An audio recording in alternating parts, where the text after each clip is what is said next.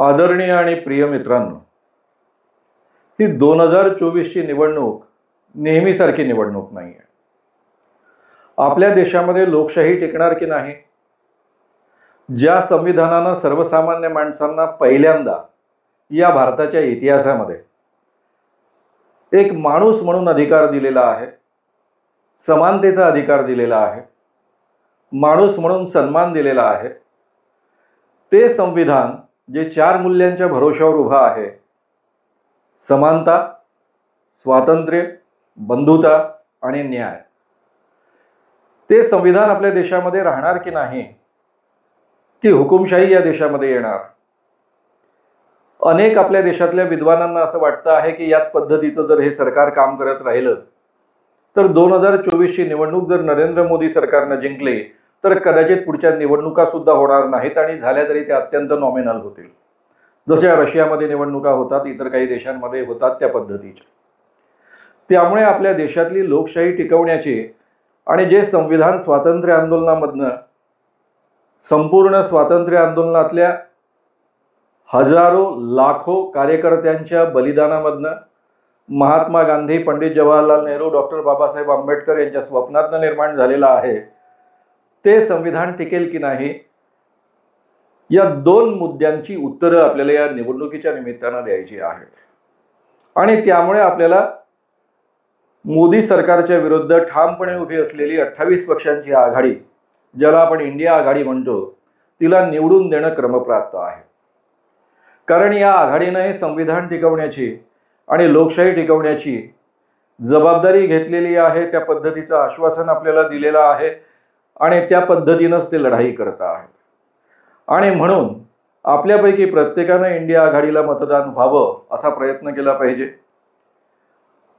काही दिवसांमध्येच आता मतदानाला आपल्याला सामोरं जायचं आहे. सगळ्यात पहिले आपल्या स्वतःमधला उत्साह वाढवा.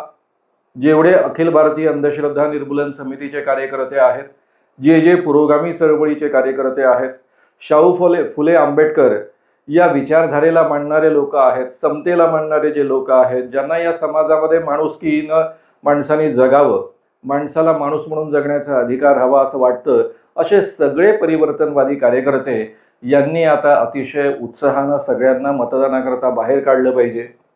मतदानाच्या दिवशी ते इंडिया आघाडीला मतं देतील हे आपण पाहिलं पाहिजे. आणि असं जाहीररित्या मी तुम्हा सगळ्यांना हे आवाहन करतो आहे की हे जे काही आपल्याजवळ उरलेले दिवस आहे त्या दिवसांमध्ये छानपैकी मेहनत घ्या, सगळ्यांचा उत्साह वाढवा, त्यांना बाहेर काढा, त्यांना नीटपणे समजावून सांगा, लोकशाही वाचवण्याकरता आणि आपली राज्यघटना वाचवण्याकरता आपल्याला इंडिया आघाडीला मतदान द्यायचं आहे, या पद्धतीनं त्यांना कन्व्हिन्स करा आणि त्यांना घराबाहेर काढून मोठ्या प्रमाणावर इंडिया आघाडीला मतदान मिळवून द्या. या निमित्तानं आणखी एक अत्यंत महत्त्वाची गोष्ट मला सांगायची आहे. आपण सगळेच्या सगळे परिवर्तनवादी जे लोक आहोत, अखिल भारतीय अंधश्रद्धा निर्मूलन समितीचे कार्यकर्ते असो किंवा फुले शाहू आंबेडकर यांच्या विचारधारेला मानणारे परिवर्तनवादी कार्यकर्ते असो किंवा केवळ आपलं संविधान वाचलं पाहिजे आणि लोकशाही वाचलं पाहिजे या पद्धतीनं विचार करणारे प्रगत विचारांची माणसं असो, कोणत्याही परिस्थितीमध्ये भाजपला मदत होईल या पद्धतीनं एकही कृती आपल्या आसपासच्या कोणत्याही माणसांच्या हातून घडता कामा नये याची आपण काळजी घेतली पाहिजे. आज जे कोणी इंडिया आघाडीपासून स्वतंत्ररित्या उभे राहिलेले आहेत ते जर आपल्या विचारांचे असतील, फुले शाहू आंबेडकरांच्या विचारांचे असतील, तर याचा अर्थ असा आहे की ते आपल्या विचारधारेच्या लोकांची मतं खात आहेत, ज्याचा फायदा बीजेपीला आणि मोदी सरकारला होणार आहे. त्यामुळे यावेळी केवळ 2024चा हा मुद्दा लक्षात घेताना यावेळी तरी आपण एक काळजी घेऊया की कोणत्याही परिस्थितीमध्ये पुरोगामी विचारांची मतं दुसऱ्या कोणत्याही स्वतंत्र उमेदवाराला पडता कामा नये. केवळ इंडिया आघाडीलाच पडली पाहिजेत. नाही तर याचा अर्थ आपण आपली पुरोगामी मतं कमी करतो आहोत आणि पर्यायानं प्रतिगामी विचारधारेच्या बीजेपी मोदी सरकारला निवडून आणतो आहोत, हे आपण लक्षात घेतलं पाहिजे.